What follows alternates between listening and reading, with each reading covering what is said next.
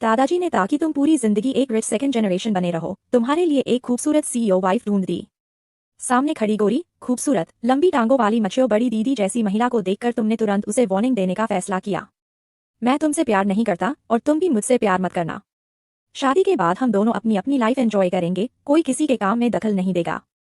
Shane यीचन ने confuse चेहरे के साथ पलटकर पूछा, मैंने क्या मांगा था? तुम गुस्से से भरे हुए बोले, अगर तुमने नहीं मांगा होता तो क्या तुम्हारी दीदी तुम्हें कोएनिक्स से खरीद कर देती? तुमने कहा, मेरी दीदी ने मुझे कोएनिक्स से खरीद कर दी है। तुम्हारा दिल एकदम डूब गया। तुम्हें ये भी नहीं पता था? शेन यीचन तुरंत खुश हो गया, अब तो मुझे पता चल गया। लगता है मेरी दीदी अभी भी मुझसे बहुत प्यार करती है। तुमने ठंडी हंसी के साथ कहा, प्यार? साफ साफ तो तुमने ही बेशर्मी से जाकर मांगा था। हाँ, मैंने ही मांगा था, तो क्या? मेरी दीदी मुझे बहुत पैम्पर करती है, इसलिए मेरे लिए खरीदने को तैयार हो गई। क्या तुम्हें लगता है कि जो भी जाकर मांगेगा मेरी दीदी उसे खरीद कर दे देंगी? तुम तुरंत टूट गए। सच में तुम्हें बहुत गुस्सा आ रहा था। ये कोएनिक्स एग तो तुम्हारी यूनिक आइडेंटिटी का सिंबल होना चाहिए था, तुम्हारी पत्नी शेन चिंगचियो द्वारा सिर्फ तुम्हारे लिए किए गए खास प्यार और लाड़ का एक एक्सक्लूसिव निशान।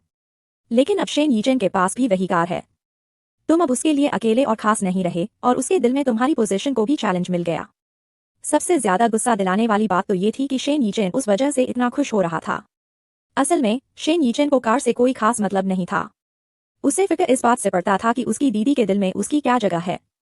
कम से कम अब उसे लग रहा था कि दीदी के दिल में वह तुमसे कम नहीं है और तुम दोनों उसके लिए बराबर मायने रखते हो। घर पर शेन चिंगचियो ने तुम्हारे चेहरे का अजीब सा भाव देखकर पूछा, क्या हुआ? कुछ नहीं। ऐसा तो नहीं कि मैंने अपने छोटे भाई के लिए भी वही कार खरीद दी, इसलिए तुम्हें जेलसी हो रही है? वैसा कहने से तुम कितने छोटे दिल वाले लगते, बिल्कुल ऐसे जैसे कोई जलन करने वाला क्लाउन हो जो प्यार के लिए लड़ रहा हो। शेन चिंगचियो ने देखा कि तुम कुछ बताना नहीं चाहते, इसलिए उसने भी ज्यादा पूछताछ नहीं की। आखिर इतनी महंगी कार तो वह खरीद ही चुका था, अगर इसके बाद भी तुम नाराज हो तो वह भी क्या कर सकता था? उसकी ज्यादातर एनर्जी तो काम में ही लगती थी। सच में उसके पास इतनी फुर्सत नहीं थी कि हर समय तुम्हें मनाए या ये अंदाजा लगाता रहे कि तुम आखिर किस बात से नाराज हो। इस उम्र के लड़के वैसे भी काफी इमोशनल होते हैं, कभी अचानक खुश हो जाते हैं तो कभी बिना वजह उदास। वह सच में समझ नहीं पा रहा था। तुमने उसके थके हुए चेहरे को देखा तो तुम्हारा दिल और भी भारी हो गया। ये बात तुम्हारे गले से बिल्कुल नहीं उतर रही थी। तुम अपने दोस्तों से भी ये बात नहीं कह सकते थे, क्योंकि वे जरूर तुम्हारा मजाक उड़ाते कि तुम कितनी छोटी छोटी बातों का हिसाब रखते हो। इसलिए तुम फिर श्याओसी के पास गए और अपना सारा दुख और शिकायतें एक साथ उसके सामने उंडेल दी। सब सुनने के बाद श्याओसी ने बड़ी मुश्किल से अपनी आंखें घुमाने की इच्छा को दबाया और तुम्हें समझाने लगा, यंग मास्टर, ये दरअसल आपको इस तरह नहीं सोचना चाहिए। आपको अपना नजरिया बदलना चाहिए। तुमने उसे उलझन भरी नजर से देखा। नजरिया कैसे बदलूं? आपकी और यंग मैडम की शादी को अभी कितना ही समय हुआ है, लेकिन वह और उसका छोटा भाई तो 20 साल से भी ज्यादा समय से सगे भाई बहन हैं। ऐसे में अगर उन्होंने आपको और अपने छोटे भाई को एक जैसी कार खरीद कर दी है तो इसका मतलब यही है कि अब उनकी नजरों में आपकी अहमियत भी छोटे साले जितनी ही हो गई है। अगर यही चलता रहा तो यंग मैडम के दिल में आपकी जगह छोटे साले से भी ऊपर हो जाएगी और वो दिन ज्यादा दूर नहीं है। तुम्हारी आंखें चमक उठीं। सोचने पर लगा बात में दम तो है, लेकिन श्याओसी का असली ट्रम्प कार्ड अभी बाकी था। पहले उसने तुम्हें यह यकीन दिलाया कि शेन चिंगचियो अपने भाई के लिए हद से ज्यादा ऑब्सेस्ड नहीं है। फिर वह तुम्हारे करीब आया और सबसे अहम बात बताई। और जरा ध्यान से सोचिए, यंग मैडम ने पहले आपके लिए कार खरीदी थी, उसके बाद अपने भाई के लिए। इससे क्या साबित होता है? इससे यही साबित होता है कि उनके दिमाग में सबसे पहले आपका ख्याल आया था। उनके दिल में असली फर्स्ट प्रायोरिटी आप ही हैं।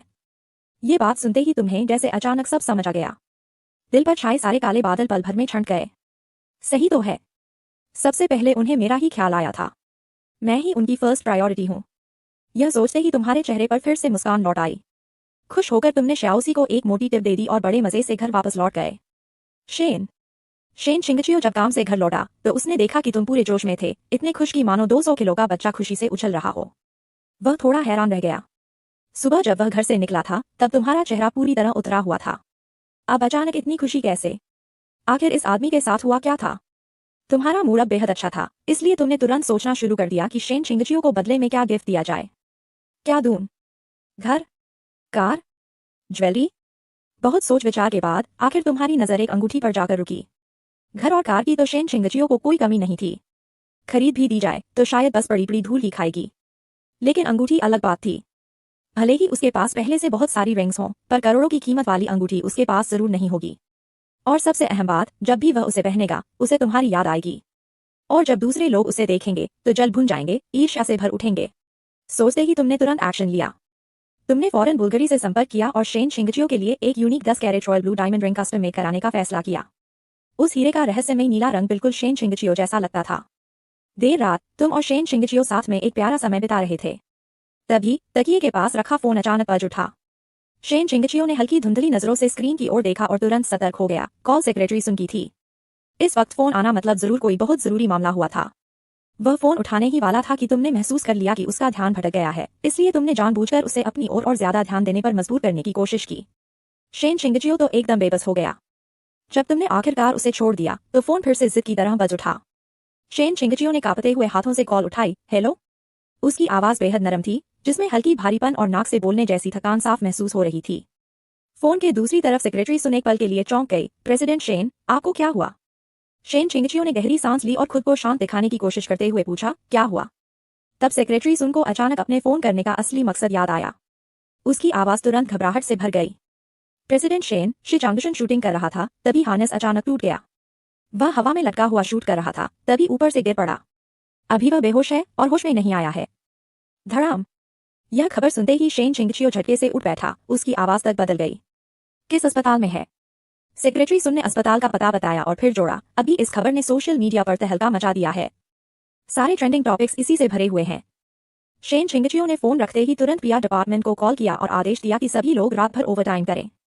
आखिर शी चांगशन कंपनी का सबसे बड़ा मनी मेकर था, उसके साथ कुछ भी गलत नहीं होना चाहिए। तुमने उसके चेहरे पर गहरी चिंता और सिकुड़ी हुई भौहें देखी तो खुद को रोक नहीं पाए और पूछा, क्या हुआ? शेन शिंगचियो ने गंभीर आवाज में कहा, शी चांगशन के साथ हादसा हो गया है। वह अस्पताल में बेहोश पड़ा है, मुझे वहां जाना होगा। इतना कहकर वह सीधे बाथरूम की ओर भागा और जितनी जल्दी हो सके अपने शरीर पर बचे सारे निशान धोने लगा। जब तक तुम्हें पूरी तरह समझ आया कि क्या हुआ है, तब तक वह कपड़े बदलकर बाहर जाने के लिए तैयार हो चुका था। तुमने भी तुरंत कपड़े पहने और गंभीर स्वर में कहा, मैं भी तुम्हारे साथ चलूंगा। शेन शिंगचियो ने मना नहीं किया, बस सिर हिलाकर हामी भर दी। तुम दोनों फौरन अस्पताल पहुंचे। उस समय तक शी चांगशन को अभी तक होश नहीं आया था। उसके मैनेजर ने बताया कि सारे टेस्ट हो चुके हैं। फिलहाल कोई बड़ी समस्या नहीं है, बस हल्का सा कॉन्काशन हुआ है। लेकिन इंटरनेट पर तो पहले ही हंगामा मच चुका था। शी चांगशन के फैंस की लड़ने की ताकत जबरदस्त थी। उन्होंने पहले ही ड्रामा क्रू और कंपनी दोनों को घेरना शुरू कर दिया था। कोई सुरक्षा इंतजामों को लेकर सवाल उठा रहा था तो कोई कंपनी पर बेवजह प्रोजेक्ट्स लेने का आरोप लगा रहा था। यहाँ तक कि कुछ राइवल पक्ष भी मौके का फायदा उठाकर आग में घी डाल रहे थे। हर तरफ पूरी अफरातफरी मची हुई थी। मैनेजर तो चिंता के मारे बुरी तरह परेशान था। उसने सुझाव दिया कि शी चांगशन के वीवो अकाउंट से एक पोस्ट डालकर फैंस को बता दिया जाए कि वह सुरक्षित है। उसके मुताबिक फिलहाल फैंस को शांत करने का यही सबसे अच्छा तरीका था। शेन शिंगचियो ने कुछ सेकंड तक इस बारे में सोचा और फैसला लेने ही वाला था कि तुमने तुरंत सिर हिलाकर मना कर दिया।